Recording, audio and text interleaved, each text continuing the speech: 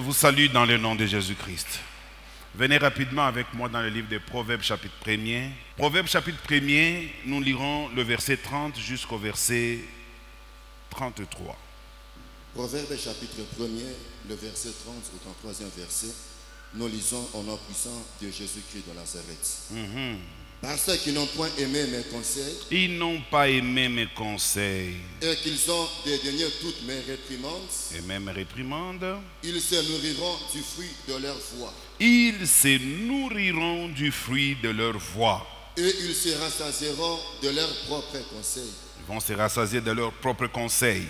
Car la résistance des stupides les tue. La résistance des stupides les tue. Et la sécurité des insensés le perd. Et la sécurité des insensés le perd.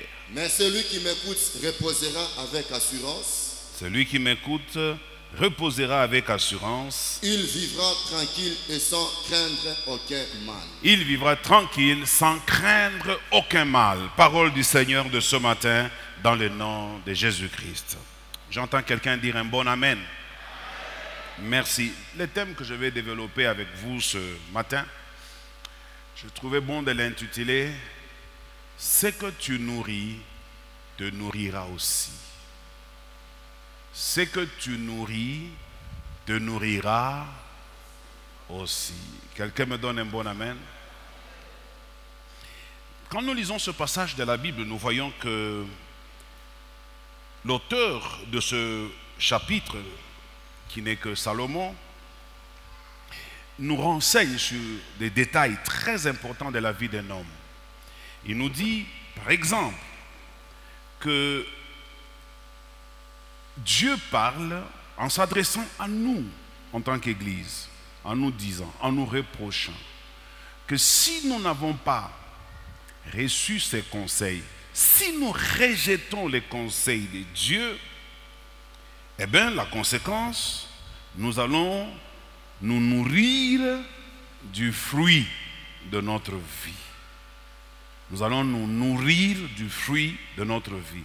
C'est-à-dire, autrement, si nous écoutons les conseils de Dieu et nous le mettons en pratique, nous mangerons les fruits des conseils que Dieu nous donne. Quelqu'un me donne un bon amen? Et les conseils de Dieu, c'est toujours pour notre bien. Qui me donne encore un bon amen? Alors, dans la vie, on a constaté que les hommes, comme je ne cesserai jamais de le dire, moi je ne travaillerai pas pour vous dire qui Dieu est,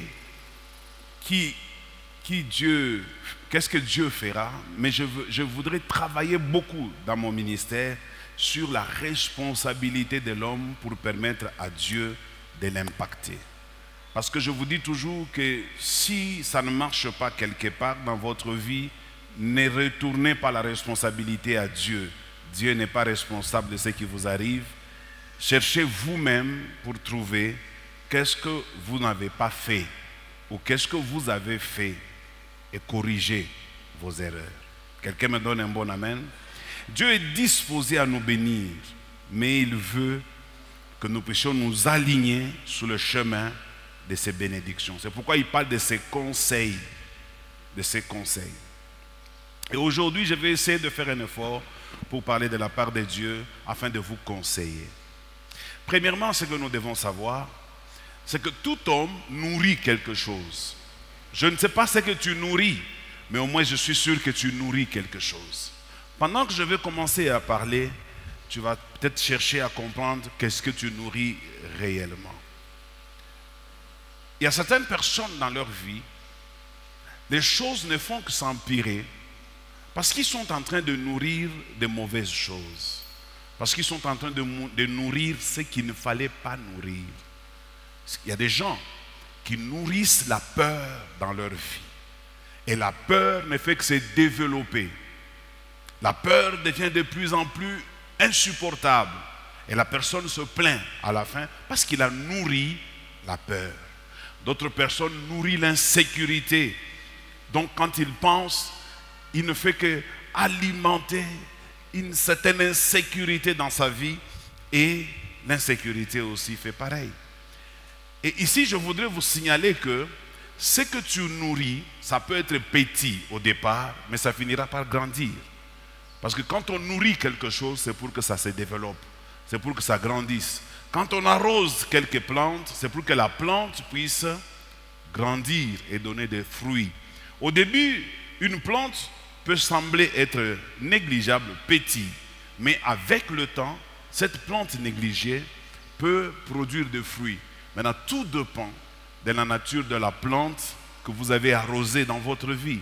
Si vous continuez à l'arroser, ne soyez pas surpris des conséquences que cette plante pourra vous apporter. Alors tout dépend de quel type de plante vous arrosez. Si vous arrosez la peur va grandir. Si vous arrosez l'inquiétude, l'inquiétude va grandir. Si vous arrosez la haine va grandir.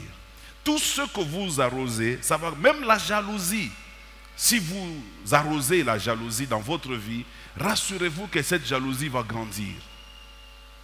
Aujourd'hui, ça peut être petit, négligeable. Ça fait quoi? C'est juste normal que je puisse avoir un peu de jalousie pour mon mari, un peu de jalousie pour ma femme. Ok, c'est normal. Mais n'oublie pas que ce que tu nourris finit par grandir. Ça arrivera à un moment donné où cette jalousie va prendre des dimensions telles que tu deviens insupportable. Je connais des femmes qui sont comme ça. Elle est tellement jalouse parce que la jalousie a grandi. Elle commence à produire des fruits et la femme rend mal à l'aise son mari. Ne sois pas de ce genre de personne. Ne nourris pas quelque chose de mauvais. Ne nourris pas ce qui est négatif. Ça risque de se retourner contre toi un jour. Alors, bien au contraire, c'est aussi vice-versa. Si tu nourris les choses spirituelles, tu gagneras aussi les bénéfices spirituels.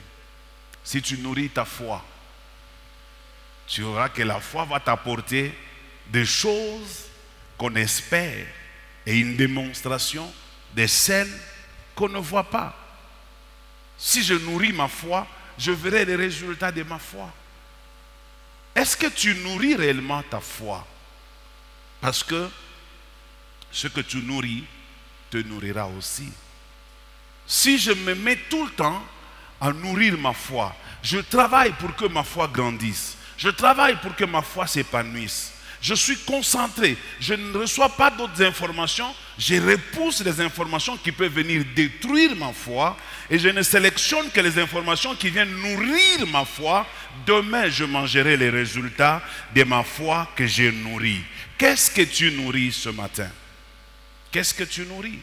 La haine. Tu nourris la haine. N'est-ce pas qu'en français on dit, c'est lui qui sème le vent?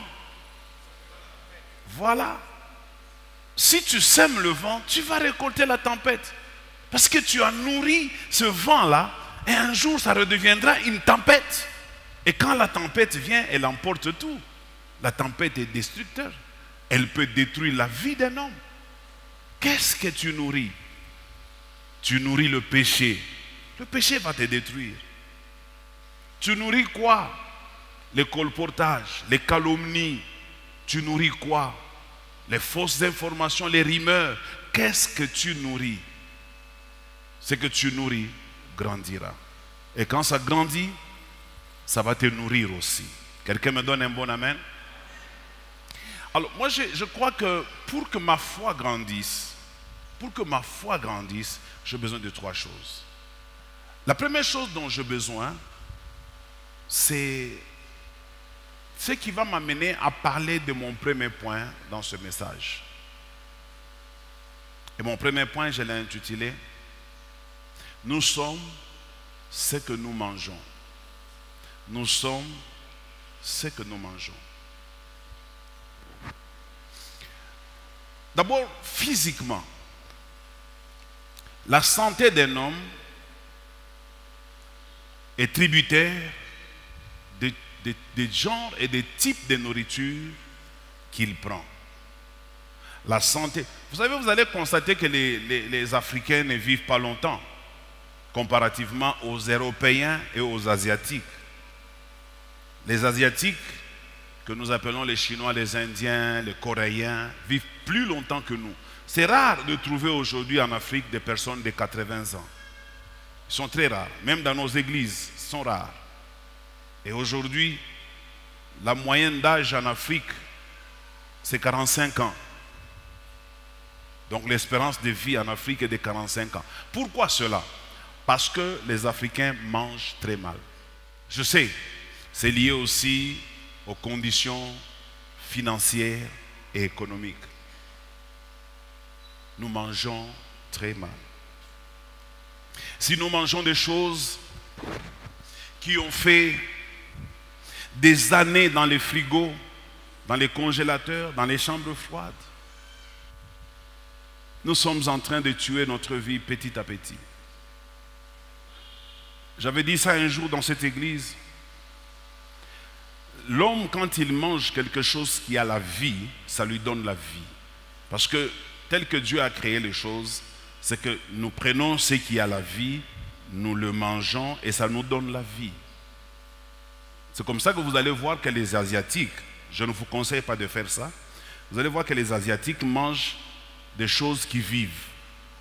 Il peut prendre un lézard vivant, il le mange, un serpent vivant, il le mange, un rat vivant, il le mange, un poisson vivant, il le mange. Je vis un documentaire où les Asiatiques étaient en train de préparer un poisson vivant. Je ne sais pas si quelqu'un aussi l'avait vu. On met la casserole, l'eau bouille, on jette les poissons là-bas. On prend une autre recette, on met de l'huile dans une poêle, on met les poissons, on commence à les frire. Et le poisson est vivant. On l'amène, on le sert au restaurant. Sur la table, le poisson respire et bouge. Et on le mange. Parce que qu'est-ce qu'ils cherchent en faisant ça? Ils veulent prendre le poisson pendant que le poisson a encore la vie en lui. Et en mangeant quelque chose qui a encore la vie, ça vous redonne la vie. Pareil aussi avec le fruit. Quand vous prenez un fruit qui a déjà été cueilli il y a 5 mois ou 3 mois, il y a la mort dans ces fruits-là.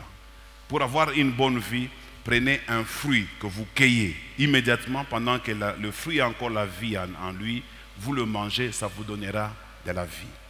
En fait, c'est ça le principe. Nous sommes ce que nous mangeons. Mais je vais rentrer maintenant dans le spirituel. Dans le spirituel, j'ai dit, 3 choses doivent constituer notre repas pour nourrir notre foi. 3 choses. Et ces 3 choses, vous allez constater qu'elles ont la vie en elles. La première chose, c'est la parole de Dieu. Jésus dit, les paroles que je vous ai dites sont esprit et vie. Dans chaque parole de Dieu, il y a la vie. Même si vous ne la voyez pas, mais la parole de Dieu, elle est vivante. La Bible dit, la parole de Dieu est vivante, efficace pour séparer jointure et moelle. La parole de Dieu, elle est vivante. Elle n'est pas une parole morte, comme certains adages du monde. Parfois, nous les hommes, nous nous accrochons aux adages du monde et nous marchons avec ces principes-là.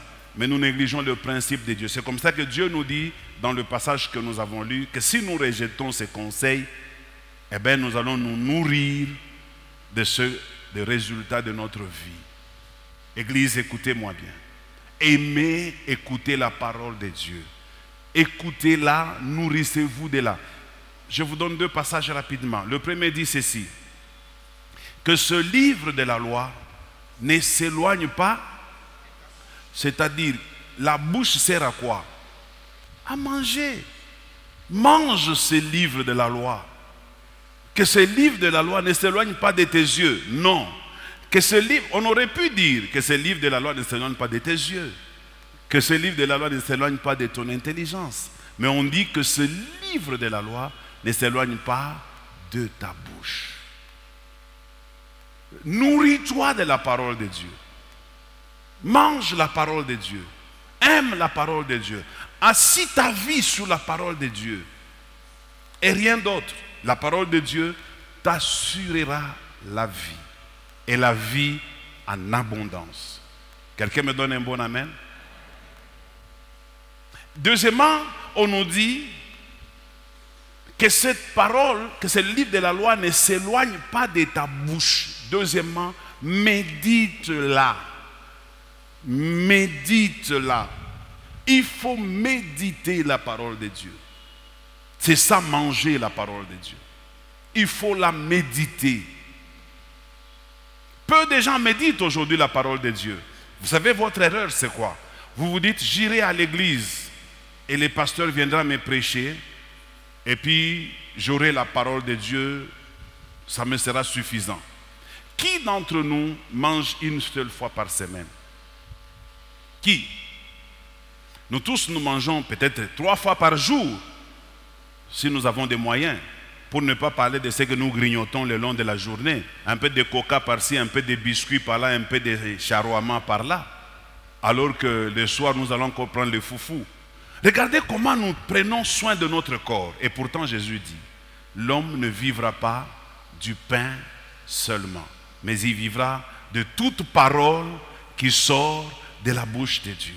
C'est comme cela, bien-aimé dans le Seigneur. Il y a certaines personnes, quand vous le regardez comme ça, sur le plan physique, il est en très bonne santé. Mais sur le plan spirituel, il est kwashorkoré.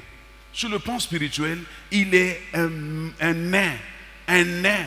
Parce qu'il n'a pas de bonne santé. Il est médiocre.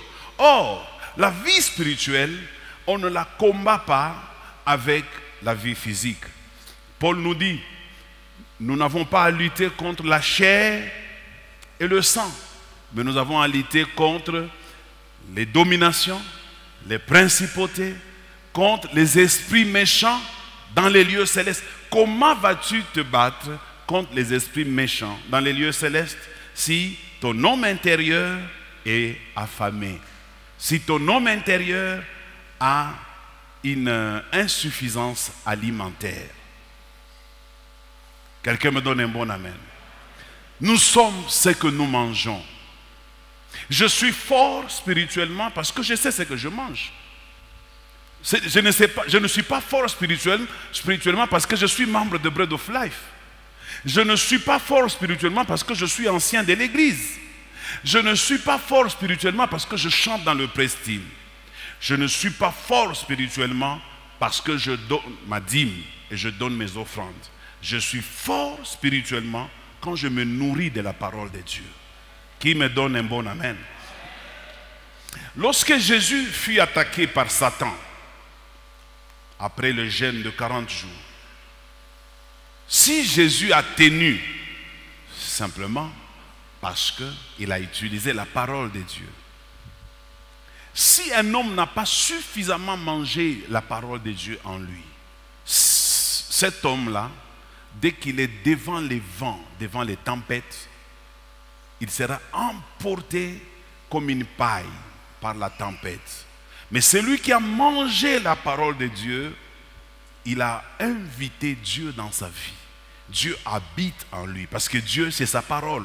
Rappelez-vous, au commencement la parole était avec Dieu, et la parole était Dieu. Tout ce qui a été fait avec lui. Rien n'a été fait sans elle. En elle était la vie. En elle était la vie. Dans la parole, il y a la vie. Maintenant, une chose que vous devez ajouter, c'est que quand quelqu'un se nourrit de la parole de Dieu, non seulement il est en bonne santé spirituellement, mais cela peut influencer aussi sa santé extérieure. Quelqu'un me donne un bon amen? Alors que quand tu te nourris physiquement, ta santé physique ne peut pas influencer ta santé spirituelle. Mais la santé spirituelle peut influencer ma santé physique. Parce que quelqu'un qui a la parole de Dieu en lui, la maladie ne peut pas le vaincre. Quelqu'un qui a la parole de Dieu en lui, la pauvreté ne peut pas le vaincre. Quelqu'un qui a la parole de Dieu en lui, le diable ne peut pas le menacer. C'est lui qui menace le diable. Les sorciers ne peuvent rien faire contre lui, mais c'est lui qui peut faire des choses contre les sorciers. J'aime recevoir la parole de Dieu en moi, parce que c'est la parole de Dieu qui fait de moi ce que je suis. Nous sommes ce que nous mangeons. Qu'est-ce que tu manges? Si tu manges la musique mondaine, si tu manges, un jour, je me rappelle, il y a pas vous, il y avait un frère du Press Team à l'époque. On était ici à l'église Et on travaillait, je ne sais pas, on faisait encore quoi. Il avait des écouteurs.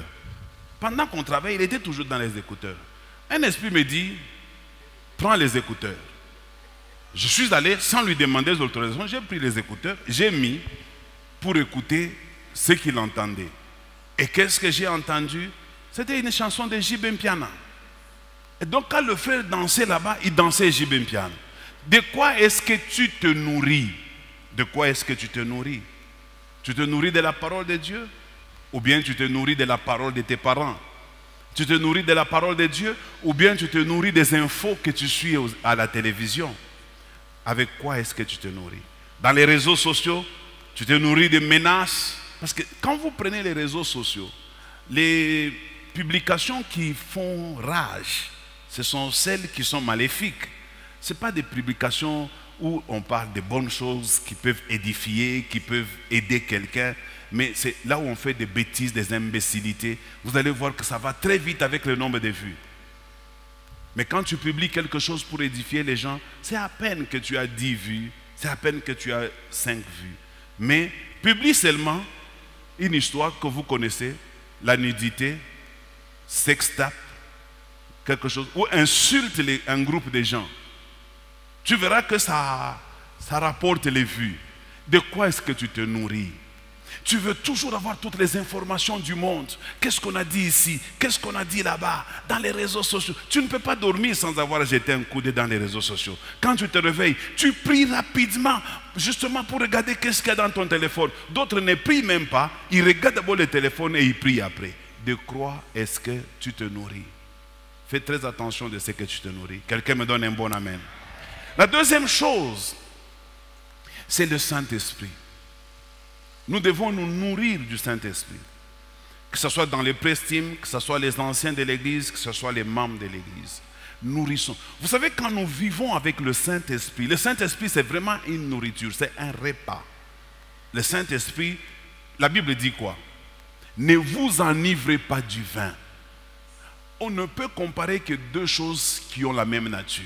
Si on dit ne vous enivrez pas du vin, mais soyez plutôt remplis du Saint-Esprit. Donc le Saint-Esprit, on peut le consommer comme le vin. Quelqu'un me donne un bon amen?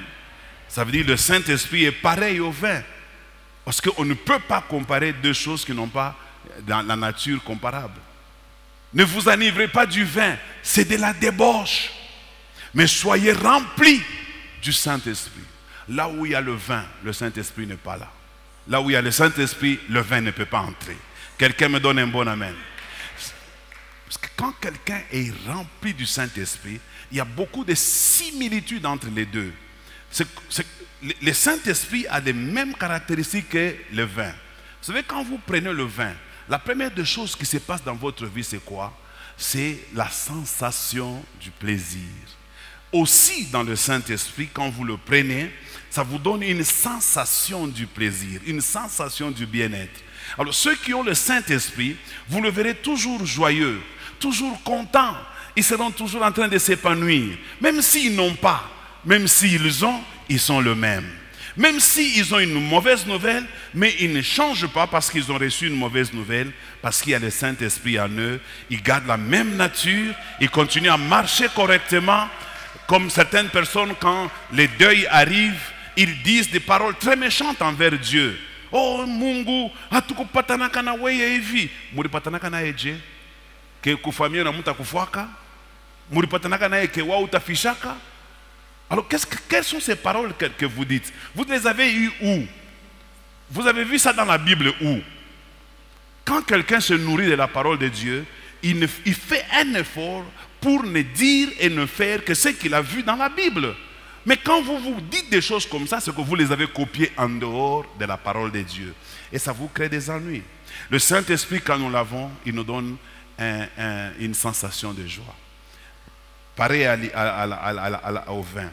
Deuxièmement, quand vous prenez le vin diminue la censure. Il y a des choses que vous pouvez faire et il y a des choses que vous ne pouvez pas faire. Mais lorsque vous prenez le vin, ça vous donne le courage de faire ce que vous ne pouvez pas faire.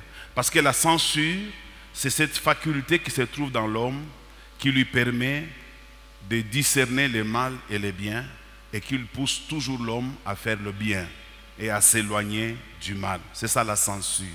Alors dès que tu prends de l'alcool, la censure diminue. Et quand la censure diminue, tu peux faire des choses que tu n'étais pas censé faire. Moi, je vous avais dit un jour mon histoire. Un jour, j'étais ivre à mort.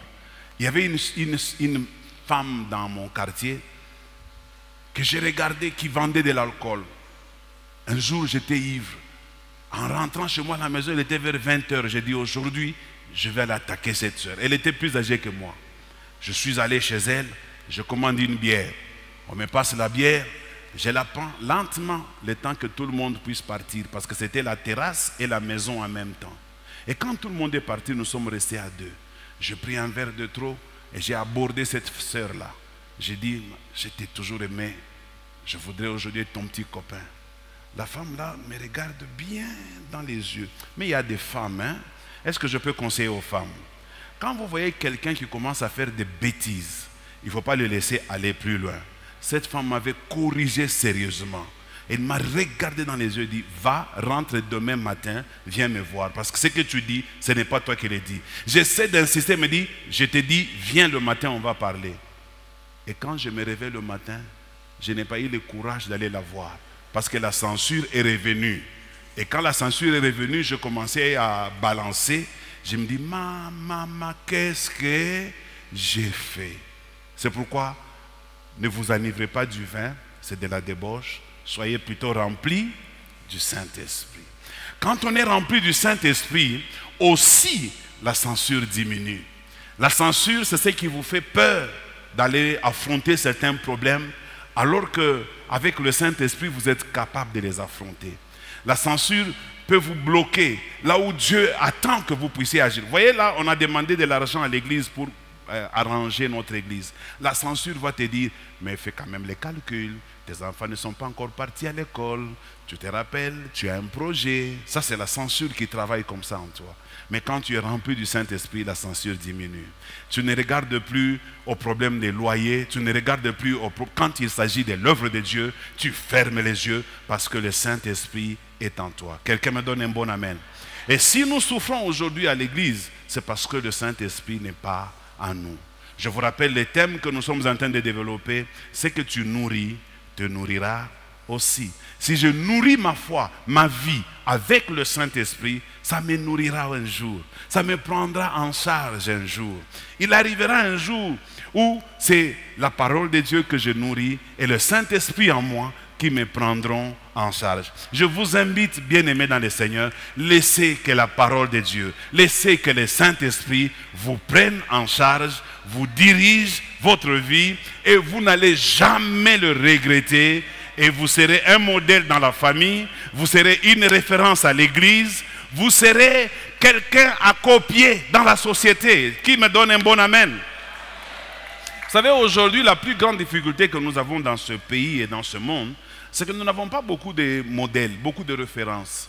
Quand les enfants grandissent dans un quartier, il faut qu'il y ait quelqu'un qui a réussi la vie et tous les enfants veulent devenir comme cette personne-là. Et s'il n'y a personne dans un quartier ou dans la société où vous vivez, auprès de qui vous pouvez vous comparer ou qui peut servir de modèle, à ce moment-là, toute une génération est bafouée. Quel est votre modèle? Quelle est la personne que vous voulez devenir? Les quelques hommes de Dieu qui étaient restés des références pour nous, nous ont aussi déçus. C'est comme ça que, à l'époque, tout le monde voulait devenir pasteur, tout le monde voulait devenir serviteur de Dieu. Quand vous parlez avec une jeune fille, comment veux-tu que ton mari soit? Il dit, premièrement, je veux qu'il soit un chrétien. Deuxièmement, il faut qu'il soit un serviteur de Dieu. Mais de nos jours, les gens se marient sans poser toutes ces conditions. Parce que les païens sont même mieux que les serviteurs de Dieu. Quelqu'un me donne un bon amen. Et même moi, je te dis à toi, que toi tu seras une référence, toi tu seras un modèle, toi tu seras un homme à imiter. Quelqu'un me donne un bon amen. Mais à condition que tu prennes les deux choses. Vous savez, quand vous avez le Saint-Esprit en vous, même devant le péché, le Saint-Esprit vous interpelle. Quand vous voulez faire quelque chose, le Saint-Esprit vous dit non, non, pas vous. Et non seulement il peut vous interpeller, le Saint-Esprit peut même vous prendre de force. Il vous empêche de faire ce que vous voulez faire. vous devez vous nourrir du Saint-Esprit. La Bible dit, soyez remplis. Remplis, c'est au-dedans. Ça doit entrer en moi. N'ayez pas le Saint-Esprit là-bas. N'ayez pas le Saint-Esprit ici. N'ayez pas le Saint-Esprit là-bas. Nage dans le Saint-Esprit. Et tu verras que ta vie aura une telle facilité. Tu iras de l'avant et la gloire de Dieu sera visible sur ta vie. Quelqu'un me donne un bon amen. Ce que tu nourris, te nourrira aussi. Et j'étais en train de dire, nous sommes ce que nous mangeons. Troisième point. Écoutez-moi bien. Samson. Il donne une parabole, un proverbe. Il dit ceci. De ce qui se mange, de ce qui mange, sort ce qui se mange. De ce qui mange, sort ce qui mange. De ce qui mange, sort ce qui se mange. Voilà. Parce qu'un jour, il a tué un lion. En tuant un lion, il est parti dans un village. Au retour, quelques temps après, il passe par le même chemin. Il trouve le lion qui est devenu squelettique. Mais dans les lions, il y avait du miel. Et Samson a pris le miel, il a mangé. Et quand il rentre dans sa famille, il pose l'énigme à toute la famille. Si quelqu'un peut trouver, comme on disait en Swahili, kitendawiri. Voilà. Il dit ça à sa famille. Kitendawiri, de ce qui mange est sorti ce qui se mange. Nantawez. Difficile, n'est-ce pas? Et c'est ça le thème, le troisième point que je vais développer, le dernier. De ce qui mange peut sortir ce qui se mange. Quelqu'un me donne un bon amen.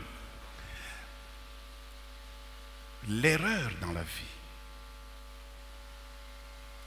c'est de croire qu'on n'est pas des hommes, ou qu'on est des anges, ou qu'on est des esprits. C'est vrai, nous sommes des esprits, mais nous sommes dans la chair. Étant dans la chair, nous avons les problèmes que tout le monde peut avoir. Nous avons la faim, nous avons la douleur, nous avons les manquements, nous avons des insuffisances. Tout le monde ici, même les pasteurs, nous avons tous ces problèmes. Il arrive des moments, vous pleurez, moi aussi je peux pleurer. Il arrive des moments où vous avez envie de tout quitter, de tout abandonner. Moi aussi ça m'arrive. Je suis un homme comme vous. N'est-ce pas? Mais maintenant, le plus grand problème, c'est que nous n'apprenons pas de nos erreurs. Dieu sait, aucun homme ne peut vivre sur terre sans commettre des erreurs. Tous, nous commettons des erreurs. Mais le problème, est-ce que nous apprenons de nos erreurs? Comment est-ce que tu peux apprendre de ton erreur? Quand tu as commis une erreur, arrête-toi d'abord. Réfléchis autour de ce que tu as causé comme tort. Essaie de voir où est-ce que tu as mal agi. Où est-ce que tu t'es mal comporté? Où est-ce que tu as laissé la porte dans ta vie? Et prochainement, ne retombe pas dans la même erreur. Parce qu'en français, on dit « n'est pire imbécile que celui qui tombe dans une erreur deux fois. » Hein? Ce n'est pas biblique. Au chinois, la Bible dit « n'est pire imbécile que celui qui tombe dans une erreur deux fois ». C'est en français qu'on dit ça. Et puis, aussi la vie doit nous apprendre des erreurs des autres. Nous n'apprenons pas que de nos erreurs, nous apprenons aussi des erreurs des autres. Donc d'une erreur, je peux m'apprendre. Une erreur vient pour me détruire. Une erreur vient pour m'arracher la vie. Une erreur vient pour m'arracher la joie. Une erreur vient pour m'arracher ce que j'ai. Aucune erreur ne vient pour te bénir. Les erreurs viennent pour te détruire. C'est pourquoi on a dit, de ce qui mange, sort ce qui se mange. D'une erreur qui est venue me détruire, je peux sortir les meilleurs éléments pour aller de l'avant. Quelqu'un me donne un bon amen? L'erreur arrive à tout le monde. Je vous ai toujours dit ça. La différence, c'est comment on fait pour sortir de nos erreurs. Quelqu'un me donne un bon amen? Chaque erreur qui vient a une leçon. Chaque erreur qui vient a une leçon. Et celui qui réussit, c'est celui qui commet des erreurs et qui les corrige. Un homme ne peut pas réussir s'il ne sait pas corriger ses erreurs. C'est sur nos erreurs que nous allons... Nos erreurs peuvent nous servir de tremplin. C'est sur nos erreurs que nous pouvons aller de l'avant. N'aie pas peur des erreurs que tu as commises dans ta vie. Ne te dis pas, j'ai commis tellement beaucoup d'erreurs dans ma vie que je ne pense pas que ça soit encore possible que ma vie puisse changer. Je te dis, de cette erreur, tu as appris une chose. Je vous ai dit un jour ici, quand quelqu'un a échoué une fois, au moins il a appris comment on fait pour échouer.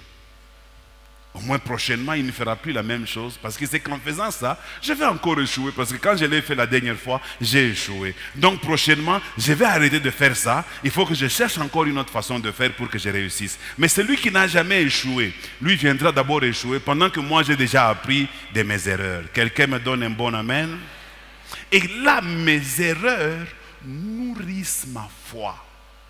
Aucune erreur ne doit détruire ta foi.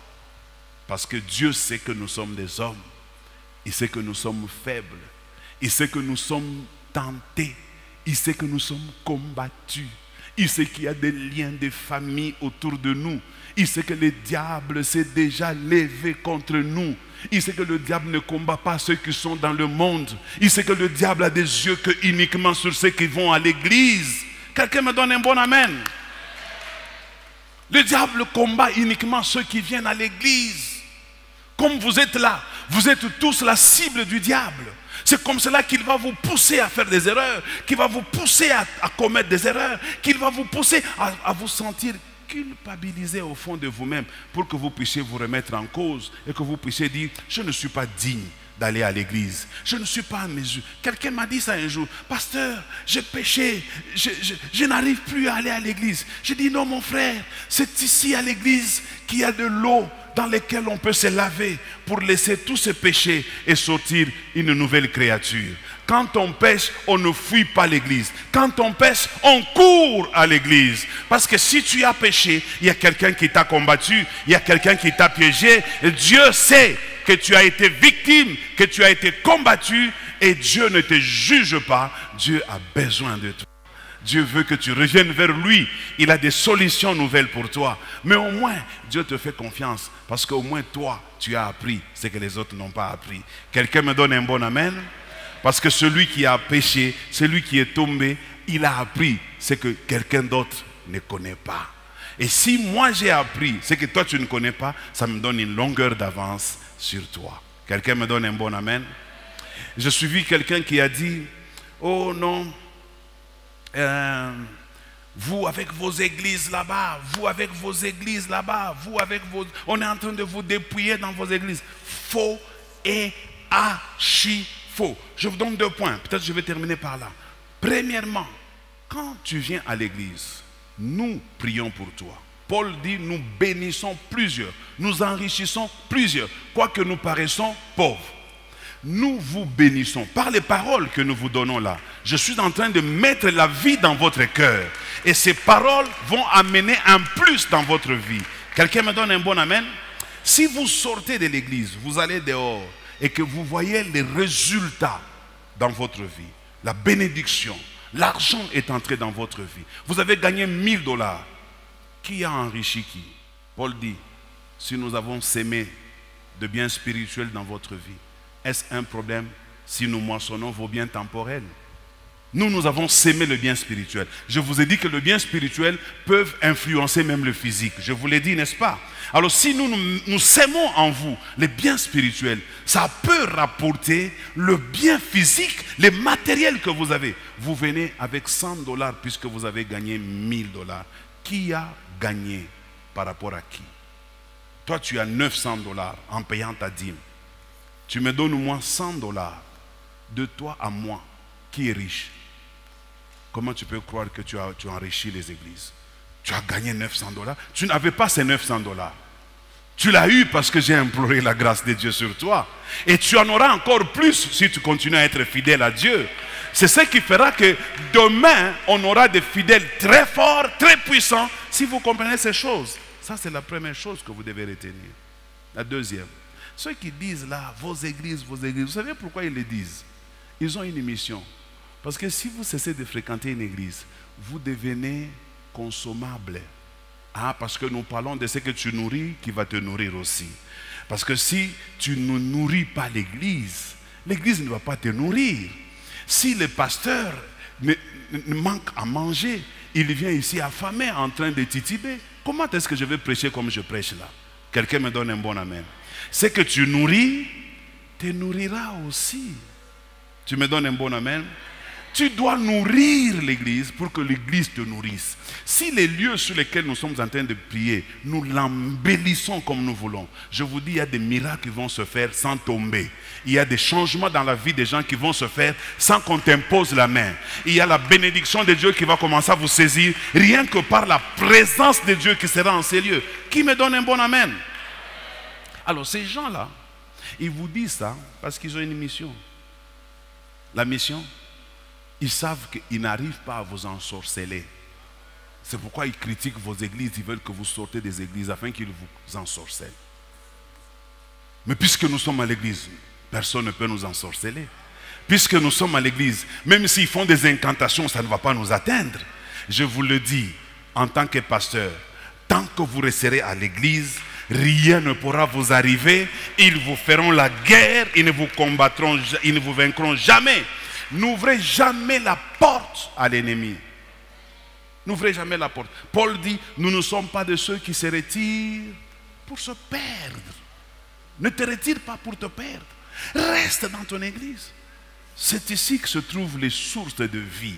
C'est ici que se trouve l'eau de vie. C'est ici que se trouve la parole de vie. Alors, ne les écoute pas. S'ils critiquent l'église, dis, je ferme les oreilles. Comme cet aveugle-né que Jésus avait guéri. On est venu lui dire, rends gloire à l'Éternel, mais refuse cet homme-là parce que c'est un pécheur. L'homme dit, s'il est pécheur, moi, je ne sais pas. Mais tout ce que je sais, c'est que j'étais aveugle, mais maintenant, je vois. Est-ce que Dieu exauce la prière des pécheurs? Moi, je ne sais pas. Mais je sais que Dieu exauce la prière de ceux qui font sa volonté. Tout ce que je sais, j'étais piéton. Depuis que je suis à l'église, j'ai acheté une voiture. Tout ce que vous allez dire, moi, je ne sais pas. J'étais célibataire à l'église, mais maintenant je suis marié. Tout ce que vous dites, moi je ne sais pas. J'étais malade à l'église, maintenant je suis en bonne santé. Je ne pouvais pas passer un mois sans aller à l'hôpital. Mais maintenant je peux faire 3 ans sans passer par l'hôpital. Dites ce que vous voulez, dites ce que vous voulez, mais moi ça n'entrera pas là-bas. Car tout ce que je sais, j'étais nu, mais maintenant Dieu m'a vêtu. Tout ce que je sais, je n'avais pas d'importance. Maintenant Dieu m'a donné de l'importance. Ce que tu nourris, te nourrira aussi. Tu me donnes un bon amen. Et puis, je termine en vous disant, leur mission, c'est de vous bouffer. Parce que dans ce monde, si toi tu ne bouffes pas, tu te feras bouffer. Le monde c'est comme ça. On se bouffe entre nous. Si tu joues dans leur réunion là, ils vont te mettre sur un plateau. Mon corps sur un plateau dans le monde des sorciers, ça ne peut pas se faire. C'est moi qui vais les bouffer. D'ailleurs, je déclare avant la fin de l'année, tous ceux qui te combattent, nous allons les bouffer au nom de Jésus. Ah oui, nous allons les bouffer. Parce que nous devons manger ce qui a la vie pour être en vie. Tu me donnes un bon amen. Alors dis aux sorciers de ta famille, ne joue plus. Ce jour-ci nous sommes fâchés. Tu joues, on te bouffe. Tu blagues, on te bouffe. Tu oses t'élever, je te bouffe.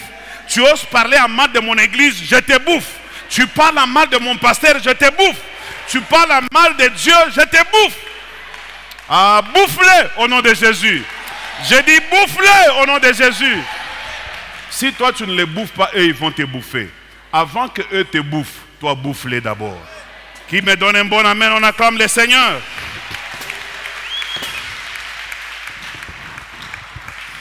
Merci. On peut se tenir debout.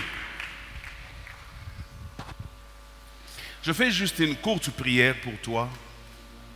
Et nous allons laisser notre sœur chanter pendant quelques minutes et présenter sa vision. Saint d'Israël, Dieu puissant, je bénis ton église, je bénis ton peuple. J'ai la foi que le plan merveilleux que tu as pour tout un chacun d'entre nous, le plus souvent, ce plan-là n'est pas connu. Il nous est caché même à nous-mêmes.